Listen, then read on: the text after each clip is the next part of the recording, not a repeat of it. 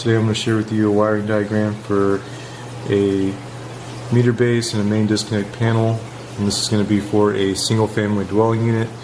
We're also going to go over a few different configurations of the service entrance to a single meter, single family home. And it's going to be different for your multi-dwelling, multi-meter banks and commercial buildings. This is just primarily for a single family dwelling unit, single meter. And I just wanted to do this video. I think that some of y'all could benefit from it. It's pretty basic, but it could be new information to some of you, so I want to go over it.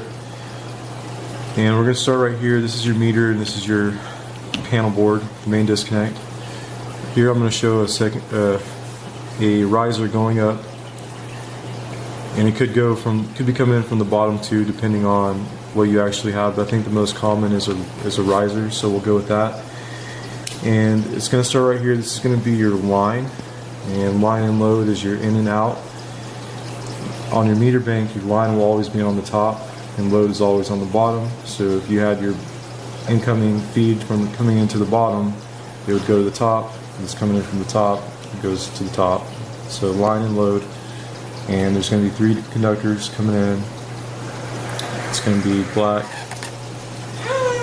In the city of Austin where I live, it's red, black, and I'm going to use a blue pin here for the neutral wire. This would be, not that one. This would be your white wire, and here's red.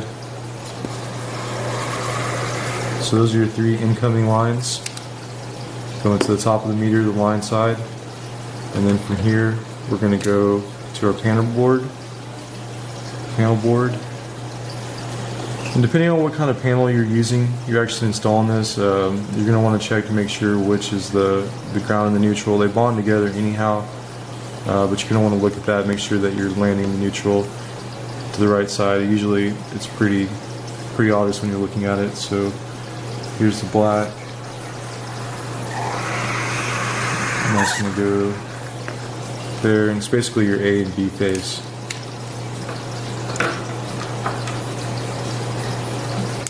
Neutral.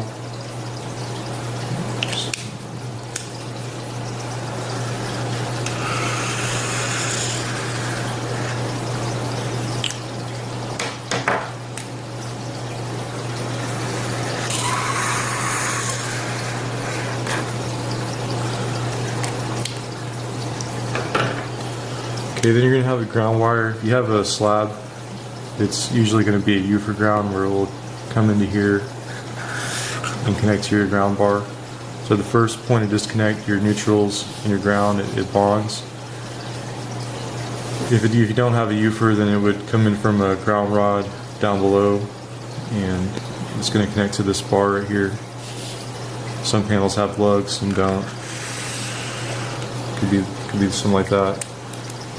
But anyhow, your main disconnect, that's where your neutrals and your grounds are going to bond. And that's pretty much it. This would be like a PVC nipple going into the inside of the house, and your breaker wires will be going, so like you'll have your breakers and your branch circuits will be going out, usually through like a PVC nipple, bottom of the panel. So that's it, pretty simple.